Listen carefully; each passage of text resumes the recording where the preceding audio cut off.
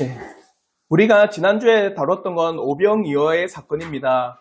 그러면 우리가 오병이어의 사건은 오늘날 한국교회에서 많은 설교가 이루어졌고 많은 내용의 가르침과 강설들이 이루어졌습니다. 그러나 정말 우리가 이 오병이어의 사건을 잘못 이해하게 되면 우리가 가지고 있는 메시아 사상이 그 당시에 유대인과 사도들과 무리들의 메시아 사상과 동일한 사상이 될 수밖에 없다는 겁니다. 오늘날 많은 강설 가운데 하나가 어린아이의 헌신, 그리고 우리를 먹이시는 하나님, 그런 강설들이 끊임없이 외쳐질 때 한번 보십시오.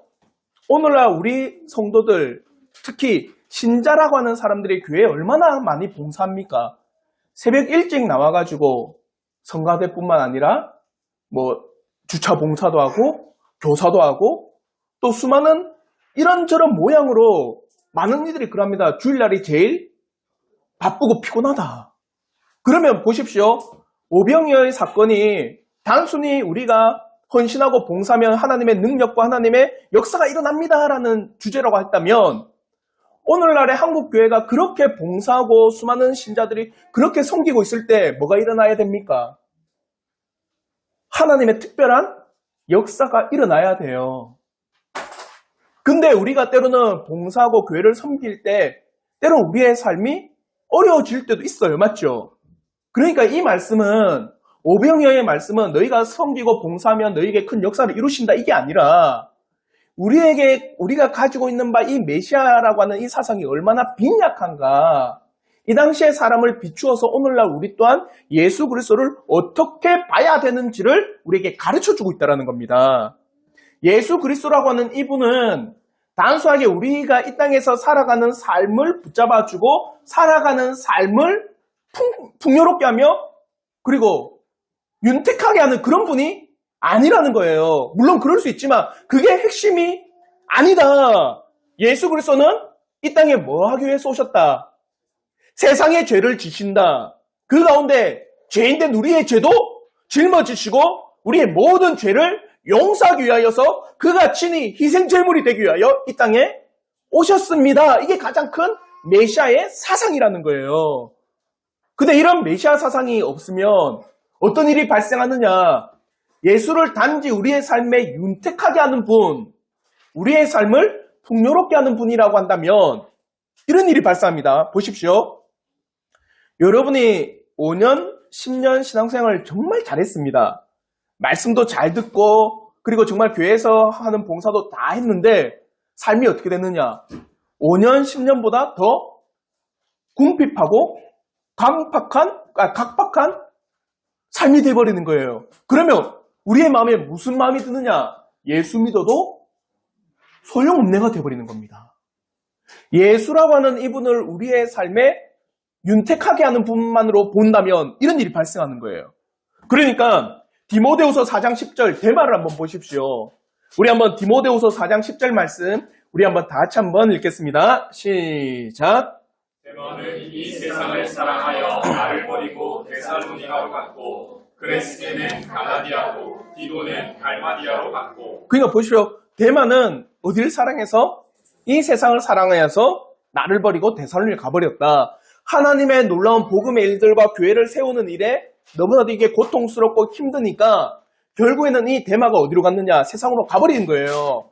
우리가 이와 같은 일이 발생해버리는 겁니다. 하나님의 말씀을 쫓아서 살아간다는 것이 예수 믿으면 복받는데 그런 게 없으니까 예수 믿어도 소용없고 예수 믿어도 내 삶은 더 어려워지니 어디로 가자? 세상으로 갑시다. 이런 일이 발생해버리는 거예요. 그래서 오병이어의 이 사건은 과연 너희들이 메시아라고 하는 이 예수를 어떻게 바라보고 있느냐? 메시아라고 하는 이 예수 그리스도가 과연 너희들에게 어떤 존재이냐? 그러면 우리 성도들은 이 예수라고 하는 분을 온전히 보셔야 돼요. 우리의 죄를 용서하기 위해서 이 땅에 오신 분이라는 사실을 명백하게 깨달아야 됩니다. 근데 이제 중요한 사건이 발생합니다. 그렇게 오병이어의 사건을 이루고 나서 무리들이 억지로 예수를 왕으로 삼으려고 하니까 예수님께서 어떻게 하셨어요? 제자들을 배에 타고 건너편으로 보내버립니다. 그러면서 일어났던 사건이 이 사건이에요. 우리가 소위 말하는 무리를 걸으신 예수님의 사건. 그래서 우리가 오늘 이 말씀을 통하여서 24절부터 27절에는 그렇게 건너편으로 가는 제자들이 만난 풍랑과 무리를 걸어오신 예수님에 대해서 나누고요. 그리고 28절부터 30절의 말씀을 통해서는 베드로가 주님 앞에 요구했던 그 결과, 무엇을 요구합니다. 뭘 요구했습니까? 나도 무리를 걸어가게 해달라. 그리고 그 결과가 어떤 결과가 나타났느냐. 그리고 세 번째로 30절을 통해서 마음이 어두워진 이유, 베드로의 마음이 어두워진 이유과 더불어 네 번째 31절과 33절을 통해서 예수 그리스도에 대한 참 고백에 대해서 우리가 한번 나오도록 하겠습니다. 먼저 첫 번째입니다. 24절부터 27절을 통하여서 풍랑을 만난 제자들과 무리를 걸어오신 예수님에 대해서인데 우리 한번 24절과 25절의 말씀 우리 한번 다 같이 한번 크게 한번 읽어보도록 하겠습니다. 시작! 내가 이미 육지에서 술이나 떠나서 바람이 거스름으로 물결로 말미암아 고난을 당하더라. 밤 사경에 예수께서 바다 위로 걸어서 제자들에게 오시니. 보십시오. 배가 이미 육지에서 얼마나 떨어졌습니까? 술이나 떨어졌는데 바람이 거스름으로 앞으로 가지를 못하고 있었어요. 근데 여기서 말하는 수리는 요한복음에 보면은 어느 정도 거리냐면 10여리를 떠났답니다. 그러니까 요한복음 6장 19절에는요 이렇게 말씀합니다. 우리 한번 요한복음 6장 19절 말씀 다 같이 한번 읽겠습니다. 시작! 제자들이 노를 저 10여리쯤 가다가 예수께서 바다 위로 걸어 배에 가까이 오심을 보고 두려워하거늘. 예수님께서 배를 태워서 건너편으로 가라 했습니다. 맞죠? 그냥 제자들이 배를 타고 뭐 한 겁니까? 그들이 직접 노를 저었어요. 막 노를 젓고 가는데 어느 정도 간 겁니까? 12여리. 그 우리나라 그 거리로는 뭐 1, 2, 10리를 간다. 그게 대략적으로 4에서 5km 정도 갔다는 거예요. 근데 보십시오. 갈릴리 호수입니다. 맞죠? 근데 갈릴리 호수인데 노를 져서 5km나 갔다는 겁니다. 그러니까 호수라고 하면 어느 정도 뭐 아담하다 그게 아닙니다. 그림 보면은 여러분 앞에 여러분 이제 유인물에 보면 그림 있죠? 남북으로 몇 킬로입니까? 갈릴리 호수가 21km예요. 동서로는요. 우리 진주시의 남쪽에서 북쪽까지 거리가 얼마인 줄 아세요? 진주시가 33km입니다. 갈릴리 바다는요. 그게 면적으로 보면 진주시의 4분의 1의 면적이에요.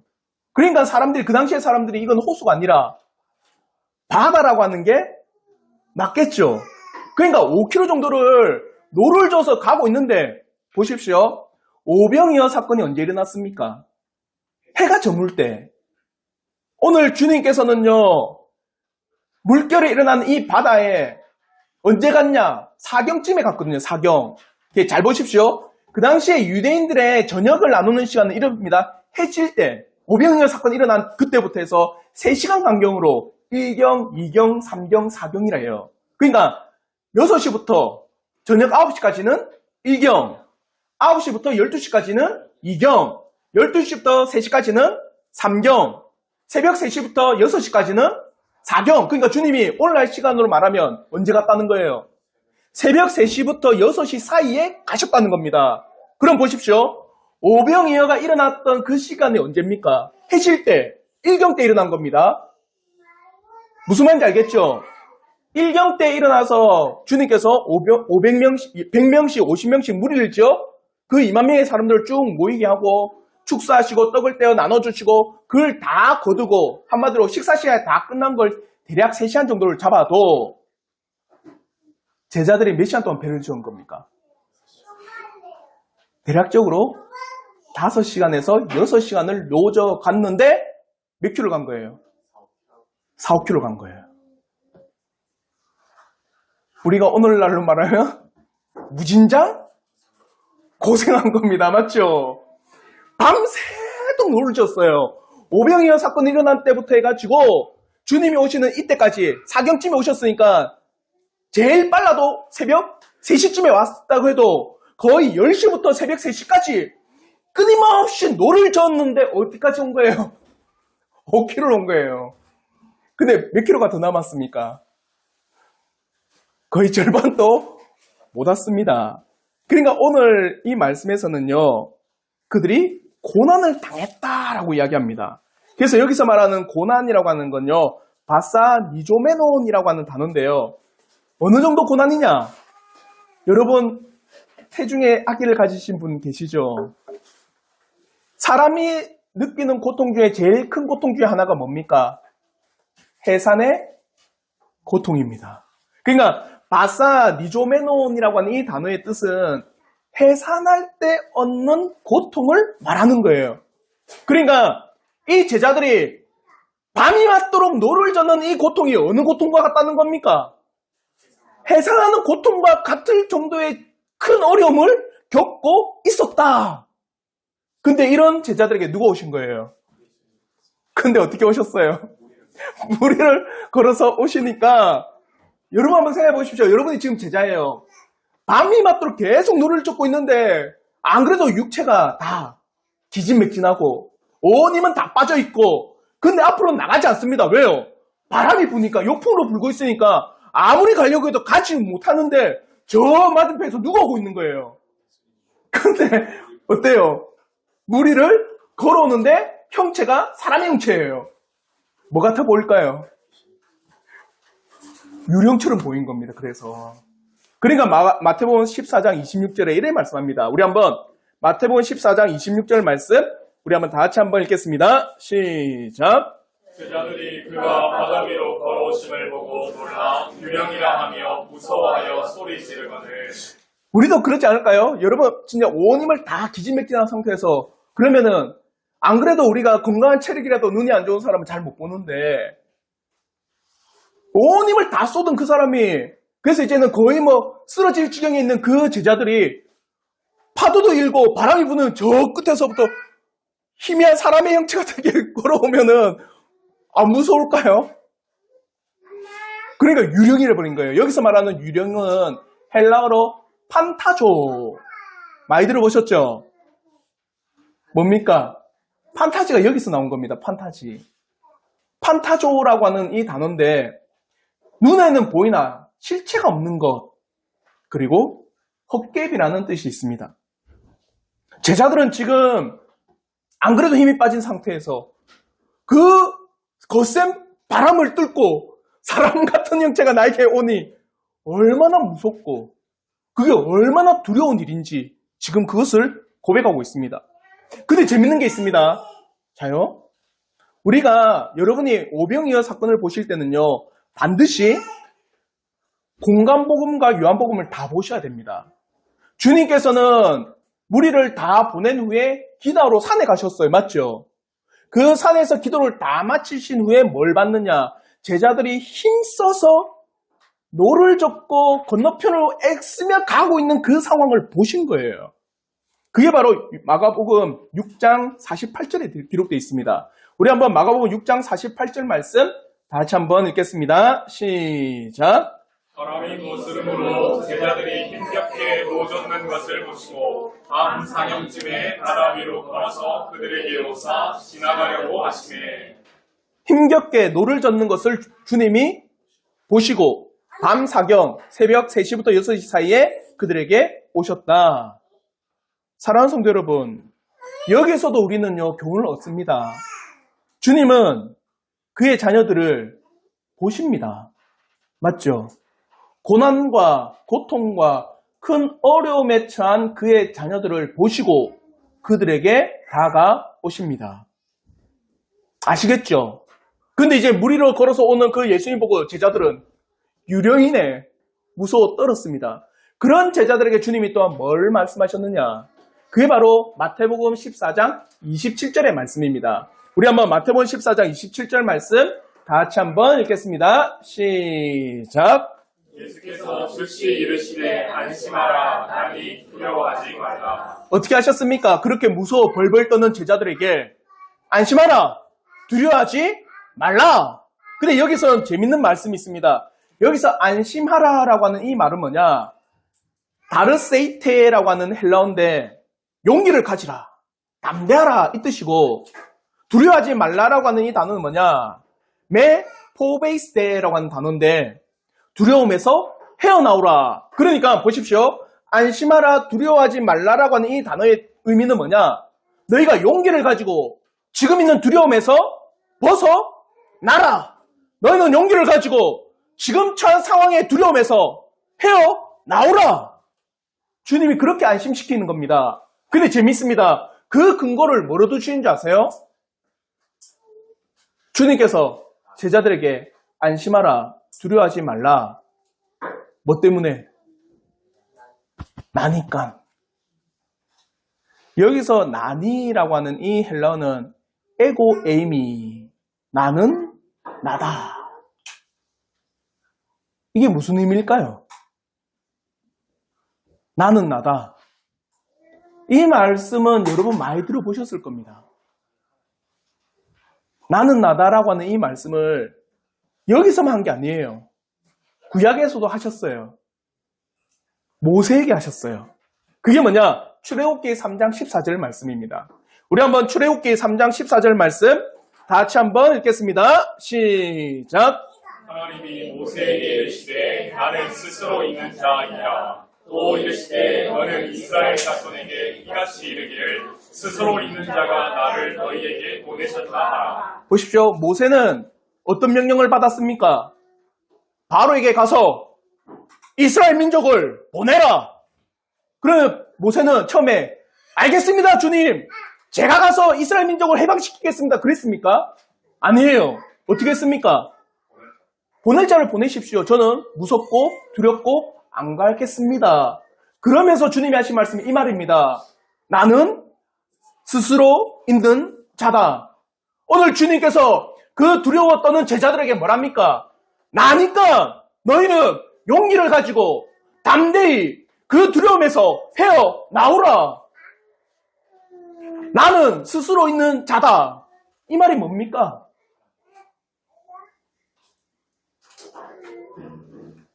나는 스스로 있는 자라는 말이 뭘까요? 자요, 여기서 여러분은 결코 스스로 존재할 수 있는 사람이 없습니다. 여러분은 분명히 누군가가 낳아준 부모가 있어요. 맞죠? 그래서 이 땅에 있는 어떤 존재도 스스로 존재할 수 있는 생물 절대 없습니다. 무슨 말인지 알겠죠? 그러면 스스로 존재할 수 있는 자, 스스로 있을 수 있는 자 누구밖에 없습니까? 창조주밖에 없다는 거예요. 그러니까 나는 스스로 있는 자다. 이 말은 무슨 말입니까? 나는 창조주요 존재 그 자체다. 그러니까 주님께서는 지금 그 제자들에게 뭘 말씀하고 있는 겁니까? 나는 존재자다. 나는 창조주다. 그러니까 너희는 용기를 가지고 담대히 이 모든 어려움에서 헤어나오라. 근거가 어디에 있습니까? 하나님에게 있는 거예요. 진실로 사랑하는 성도 여러분, 우리가 모든 순간, 모든 시간마다 평안할 수 있는 비결, 안전할 수 있는 비결, 진실로 우리가 용기와 힘과 담력을 얻을 수 있는 것은 우리가 믿고 있는 바 우리 주 예수 그리스도께서는 참 하나님이시요. 지금도 현재적으로 온 땅을 다스리고 계시기 때문이고 그가 바로 자녀들을 진정으로 그의 눈으로 지켜보고 계심이기 때문에 우리가 안전할 수 있는 겁니다. 여러분이 지금 이렇게 안전하게 이곳에서 와서 예배 드릴 수 있는 이유가 어디에 있습니까? 여러분의 운전 실력이 뛰어나서 지금 또 하나님 보좌 우편에서 우리를 다스리고 계시는 그 예수 그리스도께서 우리의 아버지가 되심이 확실하기 때문에 우리가 늘 안전히 거할 수 있음을 고백하는 거예요. 진실로 우리가 안전할 수 있는 그 근거를 찾으려고 한다면 우리 가운데 찾을 수가 없습니다. 절대로 우리 가운데 나는 안전할 수 있는 능력이 있다. 나는 안전할 수 있는 비결이 있다. 그 원인이 나에게 있다고 하는 그 어떠한 점도 찾을 수가 없습니다. 그러므로 시편 127편 1절을 보십시오. 우리 한번 시편 127편 1절 말씀 우리 한번 다 같이 한번 읽겠습니다. 시작. 여호와께서 집을 세우지 아니하시면 세우는 자의 수고가 헛되며 여호와께서 성을 지키지 아니하시면 가수꾼의 깨어 있음이 헛되도다. 보십시오. 여호와께서 집을 세우십니다. 여호와께서 나의 가정을 세우십니다. 여호와께서 나의 자녀를 돌보십니다.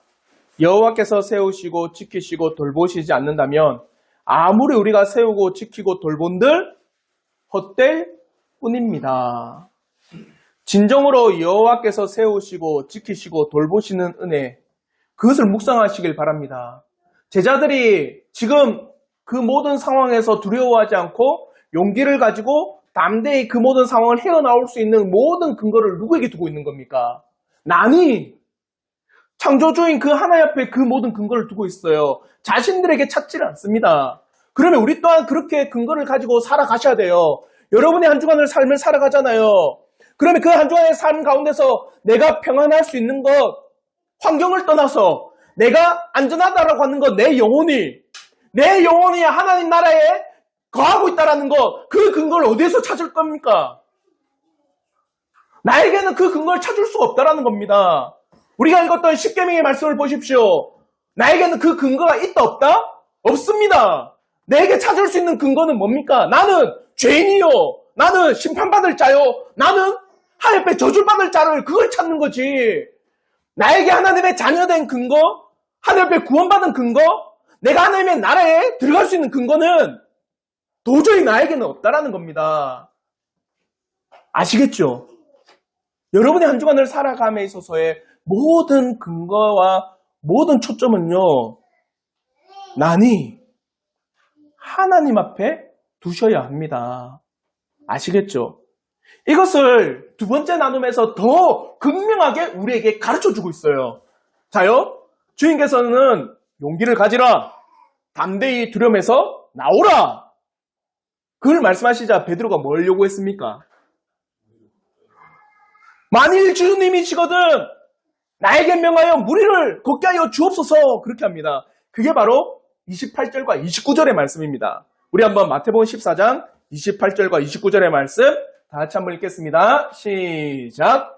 베드로가 대답하여 이르되 주여 만일 주님이시거든 나를 명하사 물 위로 오라 하소서 하니 오라 하시니 베드로가 배에서 내려 물 위로 걸어서 예수께로 가되.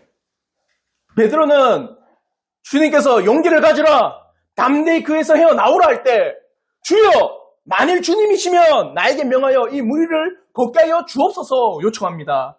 근데 여기서 재밌는 것, 베드로는 만일 주님이시거든, 그래서 A라고 하는 이 헬라어인데 한마디로 가정법이 아닙니다. 이건 뭐냐면 실제적인 조건을 말하는 겁니다. 다른 말로 해서 주님이신 까닭에 이 뜻이에요.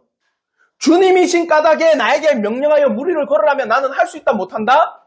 할 수 있습니다. 주님이시기 때문에 나에게 명령하신다면 그 명령에 따라서 나는 가능합니다.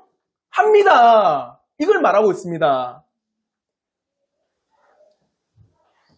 이 베드로의 신앙을 보십시오.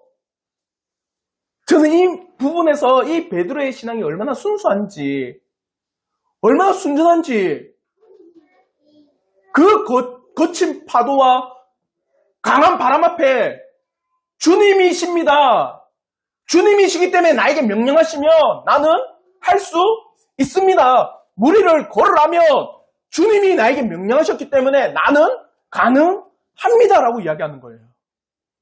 다른 전후 사정을 따지질 않아요. 정말 이때의 신앙은요, 순수하고 순전한 신앙 그 자체입니다. 여러분 같아 할 수 있겠어요?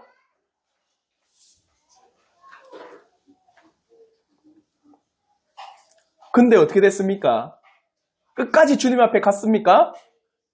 못 갔죠?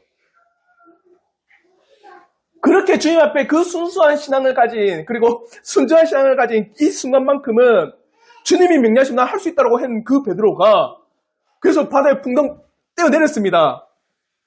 걸어갔어요. 근데 걸어가다가 주님 앞에 다 도착하지 못하고 물 위로 빠져 들어갑니다.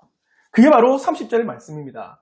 우리 한번 마태복음 14장 30절 말씀 우리 한번 다 같이 한번 읽겠습니다. 시작. 바람을 보고 무서워 빠져가는지라 소리질러 이르되 주여 나를 구원하소서 하니. 베드로는 뭘 봤습니까? 바람을 보고 무서워 빠져갔습니다. 근데 여기서 바람 앞에 헬라어 하나 더 붙여줘야 되는 게 있습니다. 이 스퀴론이라고 하는 헬라어인데 그래서 원어 사전을 보면, 원어 성경을 보면 가로가 쳐져 있어요. 가로가. 이스키론이. 여러분도 성경을 보면 가로친 성경 구절 있죠? 그게 뭡니까? 가로를 해놓은 게. 성경을 읽다 보면. 그게 우리가 주기도문 할 때도 나라와 권세와 영광이 아버지께 영원히 있나이다. 이건 가로쳐져 있습니다. 왜 그러냐? 모든 사본에는 없다. 그러나 거의 대부분의 사본에 이게 기록되어 있다라고 해서 가로를 쳐놓은 거예요. 그러니까 이스키론도 뭡니까? 모든 사본에는 없지만 대부분의 사본에 이 단어가 있다. 그래서 이스키론인데 이 이스키론이라고 하는 이 단어가 뭐냐? 거친, 강한이라는 뜻입니다. 그러니까 지금 베드로는 어떤 바람을 본 겁니까? 매우 강하고 매우 거친 바람을 본 거예요. 보십시오. 자요. 베드로는 갈릴리 사람입니다. 그리고 평생을 어디에서 생활했습니까? 갈릴리 바다에서 평생을 어불했던 사람이에요. 근데 지금 자신에게 불어오는 그 바람, 그 거칠고 매우 강한 바람이 자기에게 불어오는 걸 보고는 분명히 압니다. 이 정도의 바람이면 나는 어떻게 될 거다. 우리가 지금 타고 있는 배는 어떻게 될 거다. 분명히 압니다. 여러분, 어촌이나 가면은 어르신들이 물때를 봐요. 근데 도시 사람은 못 봅니다. 실제로 못 봐요. 물이 어디로 흘러가는지 여러분 바다를 보도 여러분은 못 봐요. 근데 오랜 배를 생활했던 사람은요, 물때만 봐도 이 정도 물이면 내가 할 수 있겠다. 그 물때를 보고 이게 다 뭡니까? 그물을 던지면 가능하겠다. 그 물때를 봐요. 우리는 못 보거든요. 그러니까 베드로는 평생을 갈릴리에서 어부 생활했던 베드로는 그 정도의 바람이 불면 자기가 어떻게 될 거라는 걸 충분히 알 수 있겠죠. 그러니까 그 바람을 보자마자 어떻게 한 겁니까? 무서워 빠져가는 거예요. 자요. 여기서 베드로의 그 순수했던 신앙이 어두워진 비결이 여기 있는 겁니다. 비결이라기보다는 그 비결이면 뭔가 특별한 맞죠? 비결이보다는 이렇게 순수한 신앙이 어두워진 원인이 여기에 있는 거예요. 우리 다시 한번 마태복음 14장 30절 말씀 우리 한번 다시 한번 읽도록 하겠습니다. 시작. 바람을 보고 웃어 빠져가는지라 소리질러 이르되 주여 나를 구원하소서 하니. 여기가 잘 보십시오. 베드로는 유령처럼 보이는 그분이 왔는데 그분이 누구란 걸 알았어요. 예수님이 알았습니다. 그래서 나니 두려워하지 말라, 안심하라. 그 말을 듣고 주님이시니까 나에게 명령하시면은 나는 무리를 걸어서 주님 앞에 갈 수 있습니다. 그러니까 베드로는 처음에 무리를 걸을 때 누굴 본 거예요? 예수를 봤죠. 지금 뭘 보고 있는 겁니까? 바람을 보고 있는 거예요. 여기서 큰 시사점이 있는 겁니다. 아시겠죠? 처음엔 예수님을 보고는 그는 바다에 걸어갔습니다. 예수님을 보고는 그 예수님 앞에 자신의 시선을 두고는 베드로는 충분히 그 무리를 걸어갈 수 있는 놀라운 능력을 발현했어요. 근데 지금은 뭘 봤습니까? 거친 바람을 보니 그는 빠져 들어가 버린 거예요. 진실로 베드로가 예수님께 그의 시선을 둘러 거친 바람, 거친 파도를 보고는 그의 순수한 신앙이 곧 두려움과 무서움에 사무쳐 두려움 가운데 빠져 들어간 겁니다. 베드로는 주께서 오라고 하신 그 말씀과 더불어 예수 그리스도를 끝까지 보고 나아가야 했습니다. 이거예요. 여러분, 경주하는 말 보면 그 모든 경주마에는 뭘 붙어 있는지 아시죠? 그 앞에 눈에 가림막이 딱 있습니다. 왜 가림막이 있을까요? 옆을 보지 말라는 겁니다. 뭘 보라는 겁니까? 내가 가야 될 저 결승점, 내가 가야 될 마지막 저 터치라인을, 그 말은 그것만 보고 가라고 하는 겁니다. 그래서 딱 그곳에만 시선을 둘 수 있도록 눈을 가려버리는 거예요. 그러니까 베드로는요, 보십시오. 주님이시니까 나에게 명령하시면 나는 할 수 있습니다. 그러면 누구만 보고 갔어야 돼요? 예수만을 보고 그 걸음을 걸어갔어야 돼요. 그러나 베드로는 바람을 보고 예수님의 말씀, 예수님을 곧장 바라보며 나아가지 않고 자신의 상황, 자신이 지금 처한 위치, 자신이 지금 어디에 있는가, 자신이 지금 어떤 상황에 놓여 있는가, 그것에 눈을 돌리자마자 바다에 빠져 들어간 겁니다. 베드로가 처음에 가졌던 그 순수한 신앙은 참으로 칭찬받아 마땅한 겁니다. 그 순수한 신앙을 올곧게 지켜 믿음의 인도와 인내로 마침내 모든 장애를 넘어야 했으나 지금 베드로는 그러지 못한 겁니다. 어린아이와 같이 처음에는 매우 신났습니다. 신앙의 깊이, 신앙의 날개도 없이 날고 싶어 했습니다. 그리스도의 말씀의 진리에 자기 마음에 확고해지도록 하는 그런 은혜가 없이 그는 어리석게 행동을 한 겁니다. 이런 일이 여러분 우리에게 늘 일어납니다. 어떻게 일어날까요? 아마 우리가 이 자리에는 젊을 때 어린 시절부터 신앙생활 하신 분들은 여름만 되면은 항상 하는 게 있죠. 뭐합니까? 여름 성경학교 수련회를 합니다. 그래서 2박 3일, 3박 4일 동안 뭐 하고 있어요? 늘 말씀 듣고 그래서 한 3시간, 4시간 밤새도록 뭐 하고 있습니까? 기도도 하고 하나님께서 찬양하고 그걸 3박 4일 동안 해요. 그러니까 그 수련회 기간 동안은 어때요? 우리 마음이 괴로워? 아 뜨거워. 괴로워.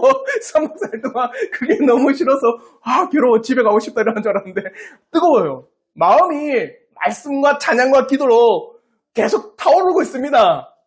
와 그래 그렇지 그래 말씀대로 살아가야 돼 그래 이 말씀은 그런 뜻이야 이러면서 그 3박 4일 동안은 그 말씀으로 마음이 가득 채워지는 것 같습니다. 근데 3박 4일 끝나고 이제 현실에 딱 들어왔으면 어때요? 원위치가 돼버리는 거예요. 그 말씀은 온데간데였고 나를 갈구는 선배, 나를 갈구는 직장 상사 수많은 내 삶의 현실에서 딱 눈을 돌리자마자 그 가졌던 은혜의 마음들이 다 눈 녹듯이 사라져버린 거예요. 우리가 매주 이것도 경험할 수 있습니다. 여러분 주일에 와가지고 말씀 듣고 내가 참 좋죠? 좋은데 이제 주일 예배 다 끝나고 집에 들어가는 순간 차 안에서 내 아내랑 남편의 그 한마디로 마음이 와르르 무너져버린 거예요. 그래 내가 이렇게 살아가야지 하면서 월요일날 직장에 딱 갔는데 직장 상사가 뭘 주는 거예요? 계속 핀잔을 주는 거예요. 그러니까 그 순간 주일날 들었던 말씀과 그 모든 말씀의 은혜가 어떻게 된 거예요? 사르르 녹아버린 거예요. 한 주간에 살아가면서 자녀를 양육하는 게 너무 힘드니까 말씀을 들었던 그 말씀이 기억나지도 않고 어느 순간인가 사라져버린 말씀을 늘 목격하는 겁니다. 지금 베드로가 그런 거예요. 사랑하는 성도 여러분, 이것이 바로 우리 신자라고 불리는 우리의 연약함입니다. 그러니까 왜 계속 끊임없이 주를 바라보십시오. 주의 말씀에 거하십시오. 주님을 바라보지 않으면 못 걷습니다. 여러분이 매일매일 주님의 말씀을 가까이 해야 됩니다. 여러분이 매일매일 주님 앞에 기도하며 그분의 은혜를 사모해야 됩니다. 매일매일 주님 앞에 여러분이 올곧게 그를 바라봐야 됩니다가 여기 있는 겁니다. 그러지 않을 때 우리는 어떻게 된다는 거예요? 연약하여 넘어지고 죄악 가운데 빠져버린다는 거예요. 아시겠죠? 진정으로 사람들이 위로부터 임하는 능력, 하나님의 말씀의 능력과 그 말씀으로 그 눈이 밝아지기 전에는 하나님의 명백한 은혜와 담대함을 얻지 못함을 기억하십시오.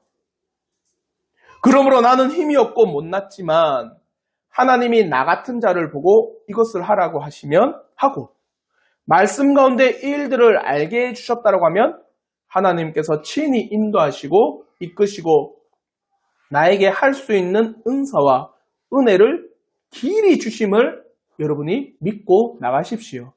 그러니까 빌립보서 4장 13절의 말씀이 우리에게 참된 진리가 됨을 고백합니다. 우리 한번 빌립보서 4장 13절 말씀인데 우리 한번 다 같이 한번 읽도록 하겠습니다. 시작. 너에게 능력 주시는 자 안에서 내가 모든 것을 할 수 있느니라. 여기서 많은 사람들이 초점을 어디로 보냐면 나에게 봐요. 근데 정말 이 말씀의 가장 큰 초점은 누구에게 있습니까? 하나님 옆에 있습니다. 나는 내게 능력 주신 자에서 내가 할 수 있다라고 하는 거는 나는 그 능력을 주지 않으면 할 수 있다 못한다? 못한다. 그러니까 하나님께서 나에게 능력 주셔야지만 나는 행할 수 있습니다. 그러니까 나에게 초점이 있는 것이 아니라 그 능력을 주는 누구? 하나님에게 그 초점이 두어야 됩니다. 그러니까 하나님께서 나에게 그것을 할 수 있도록 만들어 주시고 하나님께서 그 일들을 할 수 있도록 나에게 은혜를 베푸시고 하나님께서 그 일들을 할 수 있도록 나에게 은사를 베푸셔서 내가 그 일을 할 수 있는 거지. 그러지 않으면 나는 도저히 어떠한 것도 감당할 수가 없습니다. 그게 바로 이 말씀이에요. 사랑하는 성도 여러분, 진실로 여러분이 한 주를 살아감에 있어서 오늘 이 말씀뿐만 아닙니다. 월요일부터 토요일까지 주일을 다음 주를 맞이하기 전까지 끊임없이 매일매일을 누구와? 예수 그리스도의 그 말씀의 그 은혜를 매일매일 여러분이 그걸 안 가지면 넘어집니다. 그리고 우리의 이 연약함 앞에 정말 매일매일 예수 그리스도의 말씀을 붙잡고 살아가십시오. 자녀를 양육하는 것도 마찬가지고 가정을 세워나가는 것도 직장에 일을 하는 것도 여러분이 한순간한순간 화가 치밀어 오르지 않나요? 직장 생활을 보면 막 어떤 제일 힘든 일이 뭡니까? 사람을 대하는 일이잖아요. 육체적으로 힘든 거는 그냥 내가 그냥 피곤하구나 하면 되는데 소위 말하면 어떤 사람하고 만나서 그 물건을 배달하는데 그 사람은 완전히 이상한 사람이에요. 그만큼 힘든 게 없습니다. 그러면 순간순간 내 속에서 뭐가 끓어오릅니까? 분노와 화와 미움과 엄청난 이 죄악된 마음들이 끓어오르는데 뭐로 그걸 잠재우겠어요? 그게 우리의 연약함입니다. 늘상 하나님의 말씀을 여러분 기대하시고 그 말씀을 여러분 마음에 늘 새겨 나가십시오. 그게 바로 지금 베드로가 하지 못한 겁니다. 주님을 보고 가야 되는데 뭘 본 겁니까? 거친 파도를 본 거예요. 아시겠죠? 이제 마지막, 그럼에도 우리를 건지시는 그 주님과 위대한 신앙 고백이 이제 등장합니다. 그게 31절부터 33절의 말씀인데 우리 한번 마태복음 14장 31절부터 33절 말씀 다 같이 한번 읽겠습니다. 시작! 예수께서 즉시 손을 내밀어 그를 붙잡으시며 이르시되 믿음이 작은 자여 왜 의심하였느냐 하시고 때에 함께 오름에 바람이 그치는지라 때에 있는 사람들이 예수께 절하며 이르되 진실로 하나님의 아들이로소이다 하더라. 그런 연약한 베드로를 주님이 지금 건져주십니다. 참으로 이것이 많은 사람들이 왜 주님은 이걸 허락했습니까? 이런 연약한 베드로인지 아시면서 주님의 그 지혜는 한량이 없어요. 우리가 경험하지 않으면 우리의 어리석음을 못 봅니다.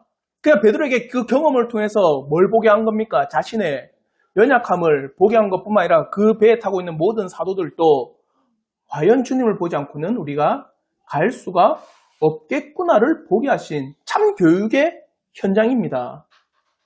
근데 재밌는 것이 있어요. 주님이 그 배를 타자마자 풍랑이 거쳤죠. 풍랑이 멈췄습니다. 근데 더 재밌는 게 뭔지 아세요? 요한복음 6장 21절에는요, 이렇게 기록되어 있습니다.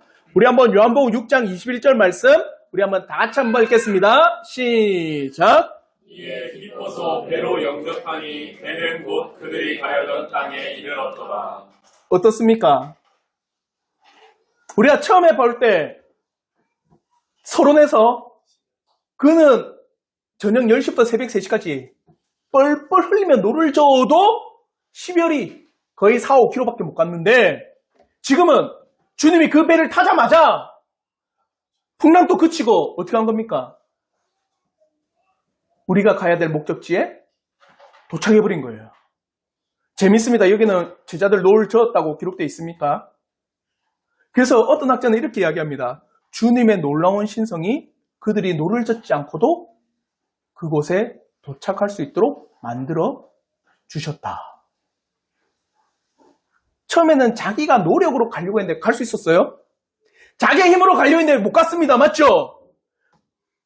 5시간 동안 내 배를 저어도 5km밖에 못 갔는데 주님이 타자마자 어떻게 된 겁니까? 그 목적지에 도처해버렸어요.